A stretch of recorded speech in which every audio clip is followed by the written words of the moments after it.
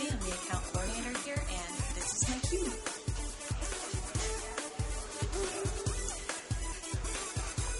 So, I have a pretty basic cube here. I have my lamp. I have some gum here. Always chewing gum. Gotta have the fruit gum and the minty gum.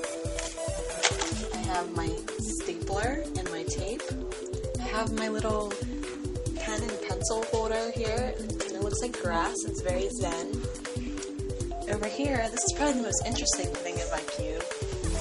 I didn't have a mouse pad, and Hallie Barron was so kind to me and generously donated her Charlotte's Web mouse pad for me to use so that my mouse wasn't clunky on my desk anymore. So thank you, Hallie. I have my computer, got some Twitter action up. I'm always tweeting for the agency. Over here, I have some Purell.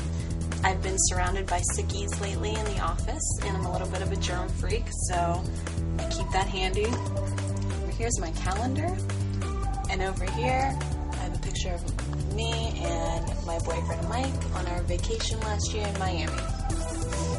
That's my cube.